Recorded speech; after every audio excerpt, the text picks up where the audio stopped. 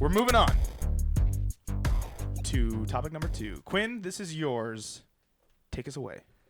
All right. So my topic for discussion is one that we called the good, the bad, and the ugly. Yes.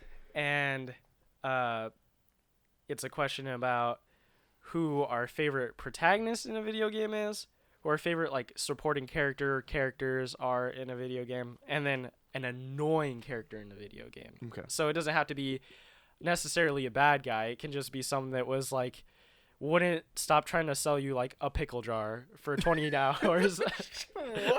I don't know. That could be very plausible. What game was that? Why was that? You need to be in one of those like development of like, all right, we need a new character for the new Zelda game. See, that was my thought too. I'm like, that character would fit in a Zelda game. You just find him in a like, cave. And he's like, oh. I have some pickles. So it's like, oh, so you need this pickle jar for a fairy, huh? How many rubies do you have? You know, that's what I see that doing. That's awesome. All right. So who's starting this one out? You gonna pick someone else, or you gonna pick yourself? Don't interrupt. You choose the task. It's your topic. I'll go first. Okay. I'll go first. All right. Because you always do. I don't mind going for. I know. I'm just giving him the option. Well, like if is he doesn't him want the to lead. start, I don't mind. Yes, so. I understand that. Okay. So I'm just giving you a hard time. I'm glad you did it though, because that was perfect. You stopped me like mid-word. My favorite protagonist is the protagonist from The World Ends With You, which is a DS game, which, funny enough, is a game by Square Enix. And it's still being released to this day. In parts, yeah. In parts. Okay, well, There's I mean, new HD remix of it. no, so it came out on the DS, and it's one of the only games on the DS that was like, people praise it a lot because, you know, the DS was sort of the gimmick. Nintendo always does gimmicks, so it was always like the touch sort of gimmick and stuff. And not a lot of games really fully utilize that, but this game was one of the games that was praised for implementing that into the gameplay really well. Mm-hmm. And so, the protagonist of the game, his name is Neku Sakuraba or something like that. Bless you. And of course, by that name, he's a Japanese dude. And it takes place in Shibuya. And so the game starts off. So the character is just some loner dude in the beginning. He like listens to music all the time. Doesn't really like hang out with people, and the only things he likes doing is like looking at the graffiti in the city, and he's like, yeah, I love art and I love music, but I hate people. And he's like, stay away from me. And then the premise of the game starts, and he ends up, I don't want to spoil how the game starts, but he ends up the game is what, well, 10 it's years really old? yeah, but like the way the game happens is like the final boss essentially of the game. Okay. And so he wakes up and he's like, I think he has amnesia or something at the game, or he just can't remember like typical a certain part. Square Enix protagonist move. Yeah. I mean, he still knows what he likes, but he just can't remember like how he got into this scenario or something. And a bunch of these other people are competing in this. I don't remember what the game inside the game is called, but they pretty much have to like do these tasks or fight for survival essentially, and they have like 7 days to do it. Okay. 7 days. Yeah. After they watch and the over video. the course of the story, after you play the game, you have 7 days left. You do the 7 days like 3 times. It's essentially like almost a month, I believe. Yeah, that's about a month. And he gets like a different partner each time, and each time he gets a different partner because there's only like one winner per game, and then the winner of the game gets to move on to the next like round or something like that. If I remember, the last time I played this game, I was in middle school, so it's a little fuzzy. Wow. And it was like a little bit of a complex plot with all these like weird things in it. Yeah. And over the course of the game, you know, he gets stuck with all these people that, you know, normally he wouldn't be with, but you have to have a partner when you do the games. and so he eventually learns about these people, and it makes him get up and talk and interact with people. So by the end of the game, he stops being a social outcast, and he actually like has these bonds and these friends and these people, and I think that's kind of cool for a character to grow from being someone that would not associate themselves with others to someone that would has more of an optimistic outlook on life. Okay. That's pretty good. So my question about your topic here, do we want to go? All of us do our pro tags, and then all of us do, and then we go back. Oh, yeah, all of us yeah, do our yeah. side. That way, we kind of split it all. That up. would be probably a lot easier to follow. Yeah. Okay. Who do you want to go next? David can go. Okay. So I chose. I wrote down 2, but I think I'm gonna have to go with my man Geralt of Rivia from The Witcher. You spent a lot of time with him, so my other guy was Nathan Drake. Okay. Oh, your other guy was Nathan? My other guy was Nathan Drake. Interesting. Yeah. I'm actually a little shocked about that. Yeah, but I like Nathan Drake, Yeah. and I think the reason why these 2 characters stick out for me is I tend to gravitate towards characters that are more well developed and well written. I'm not a fan of the silent protagonist that just like doesn't say much. So do you hate Master Chief or something? He's just, I don't hate him. I mean, I don't find him interesting. Yeah, okay? I mean, it's mainly Cortana that is the character that is revolving around it, but it's their relationship. But yeah, anyway. But I'm gonna have to go with Geralt because I love his dry humor. I love the fact. I'm assuming the voice acting is great too. Oh yeah, wasn't he nominated for like voice actor of the year? Wouldn't surprise me. Yeah, wouldn't surprise me. But I love the fact that he has this really like just dry, witty humor to him, and he just has some zingers that are just hilarious.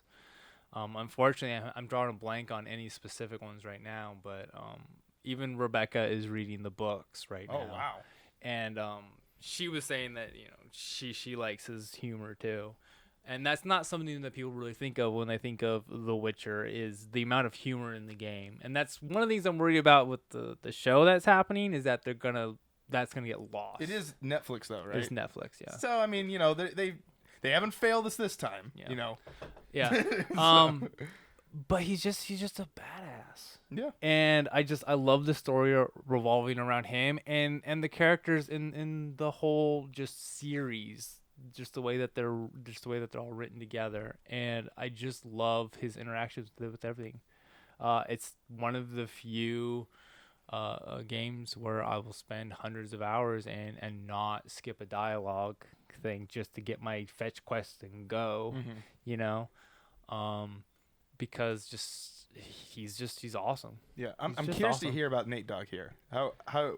What's your relationship with Nathan Drake here? Because you don't have a PS4, so you don't know his ending story. No, Uncharted 4 is the only one other than the one on the Vita. Yeah, I could let you borrow Golden I have played and I have platinumed all of them. Well, I haven't platinumed all of them because I didn't get all the multiplayer trophies. I got all of the trophies you can get involving just the single player. Okay. For the first 3. So 100% of the story. 100% of the story, yeah. That's going through on the hardest difficulties and everything I can get not going on the multiplayer, because I actually did enjoy the multiplayer. The multiplayer, especially in 2, I didn't really play it in 3, but I played it in 2 a lot. That was fun. I remember at PAX they were handing out cards for the beta codes for Uncharted 3. Oh yeah, they were handing out these little cards. But no, I like how just Nathan is, adventurous. He's a smart guy. He's funny. I think that's a big thing for me is the person's got to be funny. Yeah. And him like Geralt, they just get their business done. Yeah. You know what I mean? There's a little bit of some stopping there. Yeah, I know. Yeah. But it's the whole cast as a whole that comes because I really liked Chloe. I'm Chloe over Elena all day, every day, in my opinion. Right, okay. But now I haven't finished the game. A lot of Death Notes going on. Right? I haven't finished, the series. I always liked Chloe more than Elena, though, just because she's. Is there a new girl in Golden Abyss? I've never played. You didn't play that one? I've never played Uncharted. You have the PlayStation consoles.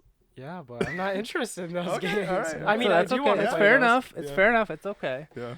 But yeah, so I would have to go Geralt above Nathan. Okay. But those. But he's a two- very close second. He's a close second. Okay. Yeah. So I had Marcus written down here, but then I'm kind of like Marcus no, Phoenix. Yes, but the only reason why is because he was the reason why I got into things of the Xbox persuasion. But other than that, I just kind of walked away from that idea. But then I wrote down Franklin, Michael, and Trevor from GTA 5. Now here's the thing. I don't I say would this group specifically. them. I would group them as one. Yeah, I don't. As one I don't character, say too. this I understand specifically on why I love GTA 5's story, specifically with these three characters. Rockstar pulled off something that has never been done, as far as I know, of three characters that get the same amount of screen time. You play as all three of them. They have all different storylines. I mean, mainly revolves around Franklin. Spoiler alert, things happen at the end. But yeah, Franklin's mainly the main character. But the reason why I love them all so much is because Franklin is a kid that grew up in the hood, that never had a dad, that doesn't really have a mom. I don't think he actually has a mom either. He lives with his aunt. Yeah, and he's never been shown the fatherly love that is supposed to be shown. So he just grows up in the hood. He hangs out with his friends. He does all that stuff. But in his mind, he's like, there's things better for me. And I need to go find that. So, I mean, he hangs out with Lamar, his friend, and all that stuff. But he even knows this is stupid. Like, I don't want to be here. When he was offered Employee of the Month, like in the very beginning of the game, because I just played it over again for the first time in a long time. And Franklin's like, this is stupid. Like, I steal cars for you to sell them again. And, like, I know this is wrong. And then where Michael is he has this family that was put together, but it wasn't what he wanted. Like, he's bored. Yeah, I mean, he says in the very beginning of the game, he doesn't respect his son. He thinks his daughter's kind of a sleut. Yeah. He thinks his wife is, cheating on him, right? Yeah, which we do see. Yeah. Oh God. But it's like, this is. Michael has always tried to find the family, but he never had the people that he wanted in his life. It all got ruined because they all fell down the hole of, oh, well, we're rich, so we're going to deal with it anyway. And where Michael was like, no, that's not how I grew up. Like, I grew up with having to earn my money. I had to go out there, robbed everything, and I earned it. But, like, he still put his life on the line. And so he finds Franklin, and this is how, like, this is the son that he never had. Literally, exactly. This is the son he never had. And Trevor, as much of, like, he's crazy and wild, is a totally, like, amazing character. What's going on with your cat over there? Hairball. Oh. He's fine. Trevor, on the other hand, is totally, like, this character of, obviously he's this crazy wild person, but then on the inside it's so distracting. Yeah, I know. My cat is dealing. You can probably hear it. My cat's dealing with a hairball right now. He'll be done in a second. We'll cut this part. Why? This is riveting entertainment. We're What's gonna happen? Yeah, exactly. No. Oh, is he good? He should have a couple more big ones. Oh, is that it? Oh, yeah. When he licks his lips, he's usually done. He's thinking. Oh. Nope, he's licking his lips again. Oh, yep. Nope, he's good. There we go. He's good. Welcome back. Anyway, so it was just like I was totally zoning out over there, because he's like right in front of me. Yeah. So anyway, like Trevor is that character that crazy uncle. Yeah, but I mean, like, I always thought of him. He had his friends. Like, we see that in the very beginning of the game. Michael was his best friend of his whole entire life. He knew his wife. He knew the people. I mean, he didn't really know the two other guys because the guy that gets shot, they even say, like, some crazy yokel, it didn't matter, and then they toss him out the door. But, like, him and Michael were the diehards. They will put their lives on the line for each other. And that's why Trevor stays to shoot after the cops. Because he's like, no, I'm putting my life on the line so you can roll out. But Michael's like, no, I'm dying, even though we all know he doesn't die. But, like, Trevor loses everything. His life goes into pieces. He lost his best friend, the only person he ever loved.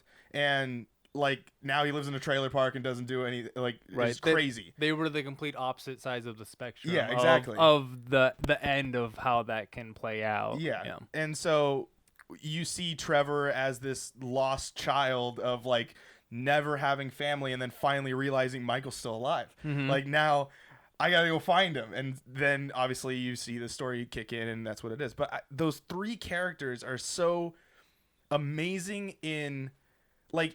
There are people out there that hate Grand Theft Auto. Just hate it because it's Grand Theft Auto. Yep. But the problem is like you don't give the chance of this amazing story that these three characters that go on this adventure that unlike any other would, and then eventually cross paths and have to deal with the same things. And then something's kind of fuzzy. Everything plugged in right? Yeah. Yeah. No, we're all good. All right. All right. Anyway, mic check. Yeah, exactly. It was like fuzzy, but anyway, those three characters to me are something that I've never experienced in video games, and how they're all connected to each other and all have wanted at least one of each other in some way, shape, or form. Another one that just a quick one was because you said Nathan Drake was Lara Croft. The new Lara Croft is one of my favorite characters right now. Is just because the story that has been revamped out of that is great, and I just want more. I just keep wanting more out of it. Yeah, I'm ready for the next one. Yeah, but that's my quick one. Just I love the new Lara, especially Camilla Luddington. Shout out to Camilla Luddington. She retweeted me. Great person. But other than that, all right, on to the what do we else we got? Supporting character. Supporting character. What do you got? All right, for me, I didn't just get done beating Persona 5.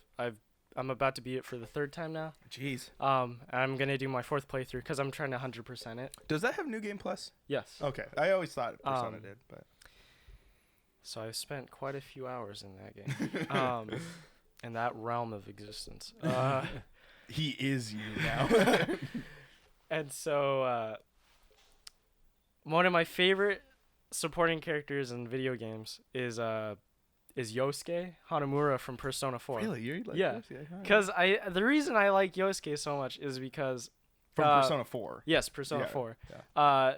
Well, first of all, there's not a lot of scenarios that are like Persona for the most part, like in terms of video games, like anime wise, yeah, probably. Well, because most animes are like school life, blah blah blah blah. But in terms of games, not a lot of games are like, you go to school now. I mean, you realize Yosuke is probably not going to have children from how many times he got hit in the nuts. Well, that's okay. He doesn't. He's got Teddy for his kid. Wow, what a trade-off. Teddy is the guy that's like the big mascot for Persona 4. He's the big teddy bear guy. Yeah, the big round thing. I mean, he lives with him anyways, so like that might as well be his kid. He's got to pay for his clothes too. And so, because your main bro, essentially, because you always get a bro character in Persona. Yes, your main. This is the first person you meet, and this is like the main character's best friend, essentially. Yeah. Persona 3 was Junpei, and I haven't really got to hang out with him. No, you're more of his senpai. And Yosuke is Persona 4, and then Ryuji is Persona 5. And when I was playing Persona 5, it just made me realize, like, I like the characters in that game a lot, but like you how missed them. Because Yosuke, in comparison to Ryuji, because they're both in very similar slots of being like the second in command, I would say. Well, kind of, because Morgana's more, I would feel the second in command. Yeah, well, more because that's the cat. In Persona 5. For those of you who are wondering why they're explaining things to me, I've never played a Persona game, so that's why, yeah. It's a big investment. Yes, it is a very big time investment. But Yosuke, he fills the role of being a dude that will hang out with you and will scheme with you to do all sorts of crazy teenage sort of things. Shenanigans. He will take you out for food. He will get you a part-time job at his work. Well, you can. You can if you want. Yeah. You could just brush him off and go, screw yourself. I don't want to work. I don't want to work at every day He's great at your Judas. That's the theme song for the story for their workplace, yeah. Or and also he's like one of the smarter members of the group. Not as book smart as like Yukiko, and not as like just all around smart as Naoto, because Naoto's a detective, even though she's like 14. Oh wow, spoiler. Yeah, even though even though that game came out in like 2008 or something. 2012 is the golden one too. Yeah. So like even then. But yeah. But he's smart. He'll help you out. He's always looking out for your back. He like calls you partner. You're his partner. Yeah. That's how much he means to you. We can't say your name, but yeah. That always made me mad whenever it said, "Ain't that right, partner?" and it says comma your name, and I'm like, dude, what? You just said just say my name. Yeah, just say it. I don't know what's wrong. Yeah, Yosuke is a pretty good one. Yosuke is a pretty good one. Yeah, it's just because like in just comparison to Ryuji real quick. Not that I hate Ryuji, but Ryuji is a little lacking in the brain department, and a little bit. He's kind of broke a lot of the time.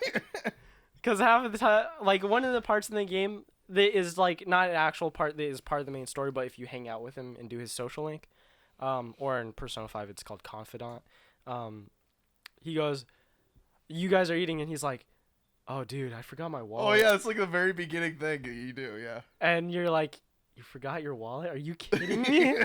And he just bails. Yeah, just like, because Yosuke would have been like, "I'll pay for your stuff, bro. I got it." Though his family is rich, yeah, so there's that. They do own like the place that you do eat at most of the time, but he still hooks you up. Nevertheless, that's like if we went to like a family-owned restaurant that I did, and I was like, "Oh, I got your meal." It's like, no, you didn't pay for this. Like you just gave this for free. But that's my favorite. One of my favorite supporting characters in the video. That's a good one. That's definitely a good one. All right, David. Me? Who you got for support? Well, I have kind of a list. You want to give like one long one and the brief. So yeah, I'll just do I guess the boop boop boop. Okay. So for that boop boop boop would be like Elizabeth from BioShock Infinite. Sully from Uncharted series. Never mind. And then Dorado. And Yennefer from the Witcher series. Yeah, I prefer Yennefer over Triss. I like Yennefer more than Triss. But for the one I have to go for you is see Yennefer naked though. You can see all of them. As far as I know, I only know Yennefer.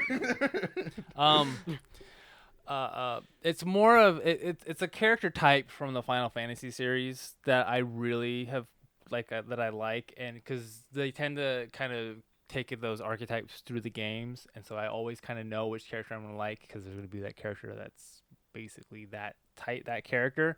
And so just like some examples of those, like the Fang from 13.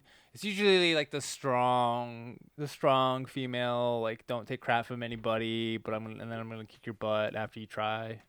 That like Fang, Fran, and that's the bunny girl. Yeah, that's her. And then one of my favorites though is Freya from 9, and I really liked her because she's a very strong character, but she has the most like tragic backstory, with like the man that she loves like sacrificing himself for her in battle, but not dying, and then forgetting who she is and all this kind of he's stuff. Still alive, but he's still as if they never met each other. Yeah.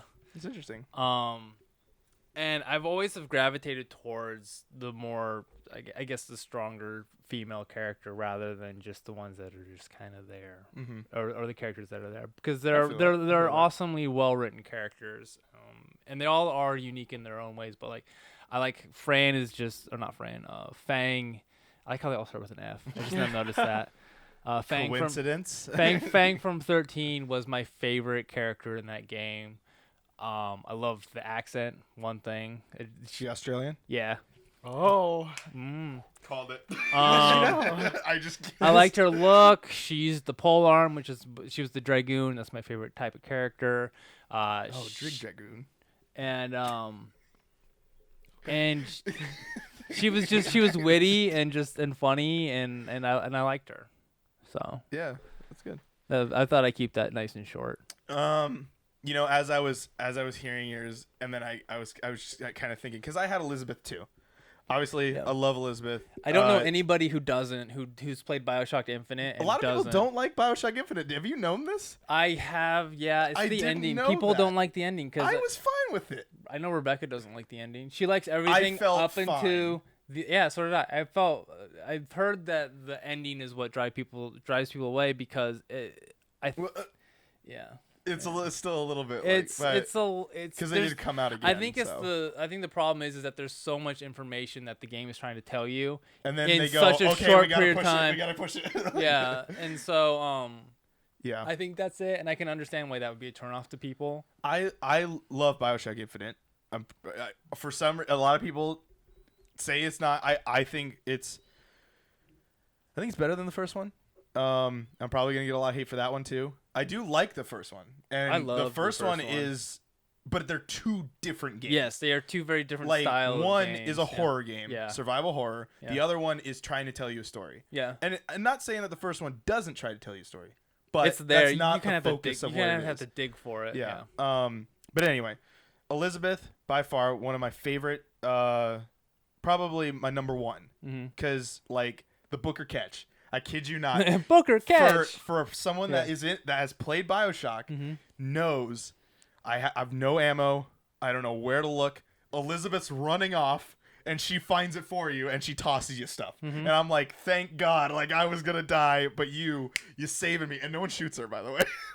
She just gets by things. Yeah, she goes off and hides. And I just like her character too, because eventually you do find out what she is and who she is, what she can do, all that kind of stuff. Yeah. And and that adds a lot more of a like. I think it was kind of like with I even thought of another one, Clementine. Of it's the same feeling. Like you need to look after her, and you need to do something to get her from point A to point B. Doesn't matter how it's gonna happen, and you're not gonna know how it's gonna happen. But for some reason, you need to protect her. So Clem and Elizabeth, they're probably the close. They're pretty neck and neck. And then I was starting to remember. We'll go back to Persona. Chie, one of my favorite characters. I love Chie so much. I just can't. She was the first girl I immediately fell for her whole character arc, because I just wanted to hang out. Because in the anime you get this bullet point. This is what's gonna happen, and then in the game you get the free range now. Now you get to change the whole story of what would have happened if you would have been talking with Chie a lot more. So I like Chie too. She's probably a second, or I guess third place. And then going back to Mass Effect, Jack is probably one of my favorite characters in the Mass Effect series. So much so, I would totally make a mini series about her because she is awesome. Yeah. The fact that she has this huge backstory. I would play a Mass Effect game if it just was Jack. And the reason why is you find so much detail, and a lot of people would just blow her off. They don't care about her. She's a jerk. I don't want to talk to her. Why would you? She's practically 90% naked when you meet her, but that might be a reason why people talk to her. You mean her suspenders? Yeah, more of I wouldn't even call it that. Have you seen Jack before? No. All she wears is suspenders with a strap in the middle. That's pretty much it. And she's covered in tattoos.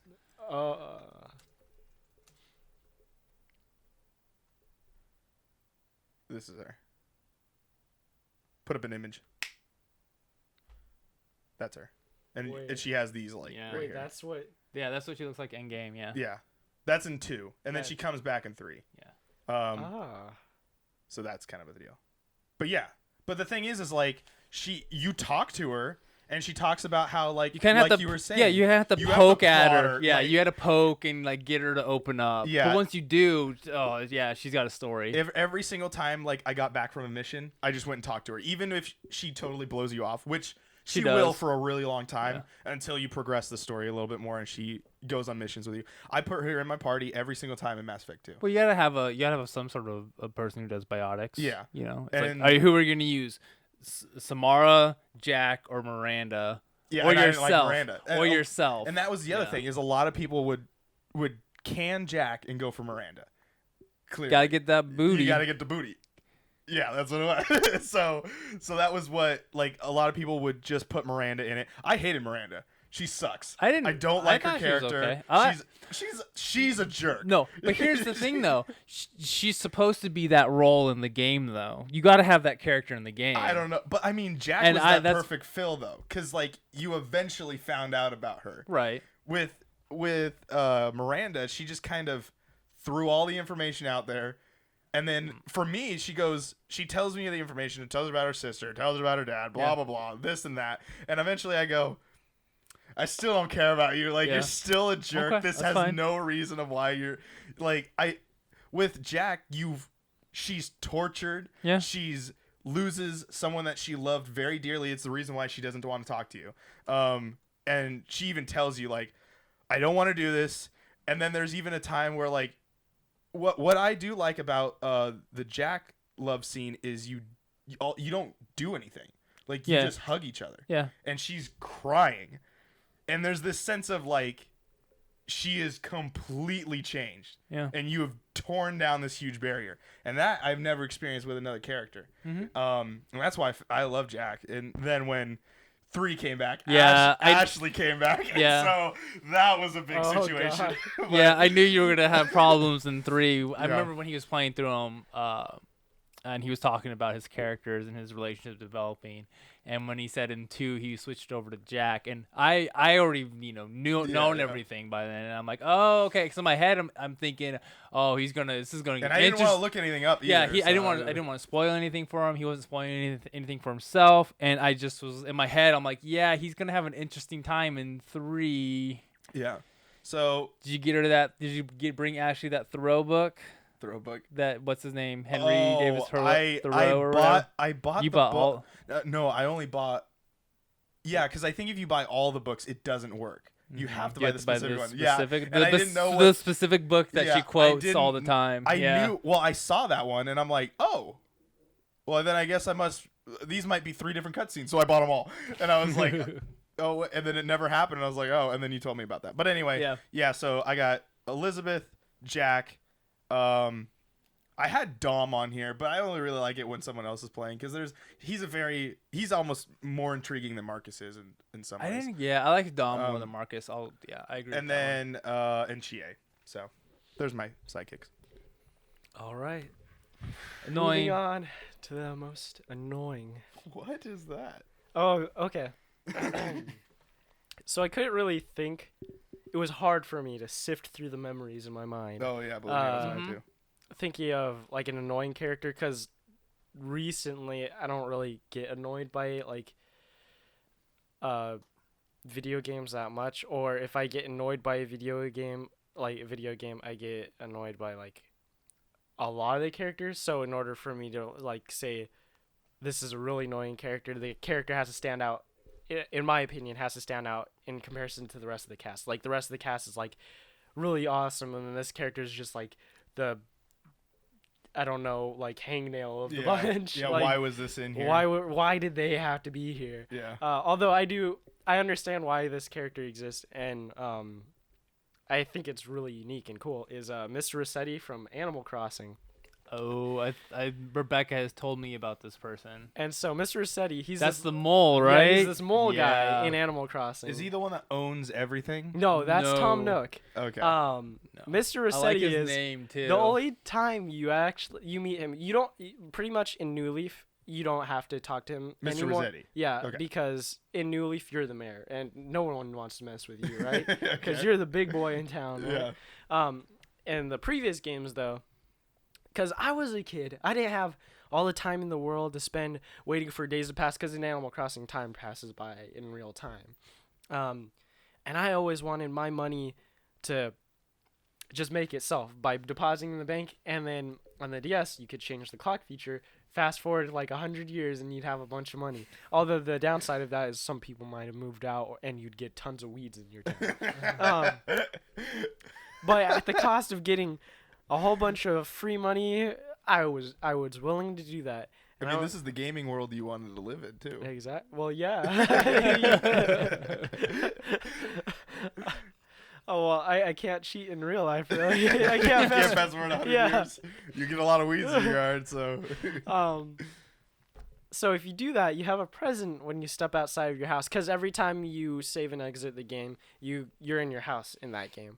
And then you have to exit out your front door. And if you exit out your front door, normally you can just walk around freely, talk to people, blah, blah. Well, if you've tampered with the game in any way like that... Yeah. You got a little mole hole pops open. Mr. Rossetti comes out, and he has this very iconic song that goes along with him. That's like kind of grating to the ears, and he talks in all caps.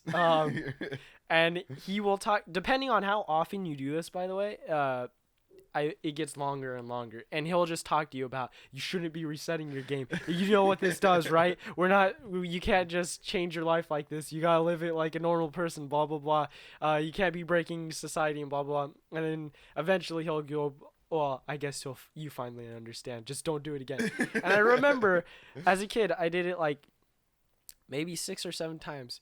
And one time I was just pressing A for I think like 20 minutes, and he was just talking to me and talking to me and talking to me and talking to me. Does he repeat the same stuff over? No, he just says like whole like rant pretty much that gets longer and longer about like how awful of a person you are. You're a terrible person. And so like, yeah. All right. That's Do you get his name now? Reset-E? Yeah. When Rebecca told me, I was like, aha, I get that. Oh, am I going now? Yes, it's your I'm just going to keep it short and sweet, and I'm just going to say Titus, Final Fantasy X. That was a good one, but I didn't complete it, so I didn't write him down. What but about he was him kind is of annoying, though? What's that? No, it's not just that. I despise him as a character. I despise his personality. I hate how he was written. I hated his outfit. I was about to ask his that. parachute pants. Parachute shorts, I guess. Yeah, I didn't like any of his dialogue. I didn't like his personality. I tend to, in the Final Fantasy games, I tend to not like the characters that are the more upbeat, like just always cheerful all of the time, like Titus or Vanille from the 13 games. Yeah, that's all I'm gonna say. Just Titus from 10. I can't do it. No, pass. Mine, I couldn't think of any really, because like I look too much into games, and so by the time you were saying, like when you get a good game, you're not gonna get like a crappy person. Yeah. So I had to resort back all the way to Yu-Gi-Oh! Duel of the Roses for the PlayStation 2. Weevil was a pain in the butt because I kid you not, man, he talked so much smack in that game. At least as far as I can remember, to the point where as like a little kid, I got so mad. I remember telling my mom, I'm like, this dude, all he says is you suck. I can't deal with it. And all she'll say was like, you don't have to play the game. And I'm like, no, but I have to because he's a jerk and I have to beat him. And this is how it's supposed to. And she's like, okay, do whatever you want. So but that was the first game where I was swearing at the console. I was like, this sucks. You are terrible. And I was. Well, I mean, that dude threw Exodia into the ocean. That's true. This is true. This is the bug guy. He played with a lot of bugs. If you ever watched Yu-Gi-Oh! Or anything like that. He didn't get the Time Wizard reference. Time Wizard! I don't know what... Anyway. No. He threw Exodia. That's like one of the rarest set of cards. No one's ever seen that card ever, even throughout the whole series. He was just like... Gone. Yeet! But anyway, yeah, Weevil from Yu-Gi-Oh! Duel of the Roses. I don't know why. I can't think of any other character that was so annoying. I didn't play Zelda, so Navi was not an issue for me. So yeah. I think Zelda's annoying. No, I'm just joking. But yeah, we're moving on. Oh, wait, any closing topics? Any closing things? Short and sweet. No, just Titus. I just couldn't stand Titus. That was all for the. Any closing I mean, statements? yeah, this show already knows pretty much full well my opinion on 10, Yeah. and he was a big part of that opinion was on trash. 10. Why I thought it was trash. Yeah. Well, I mean, he's the lead character, so you kind of have to follow him around. Yeah. This is true. All right. We're moving on.